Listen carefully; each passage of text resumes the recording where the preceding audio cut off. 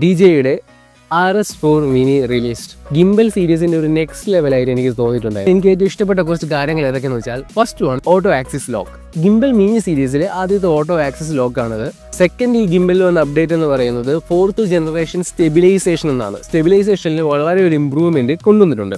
Third one mini brief case ഹാൻഡിലാണ്. അതായത് നമുക്ക് ലോ ആംഗിൾ ഷോട്ട്സ് ഒക്കെ എടുക്കാൻ വേണ്ടിയിട്ട് ഒരു ബ്രീഫ് കേസ് ഹാൻഡിൽ വരുന്നുണ്ട്.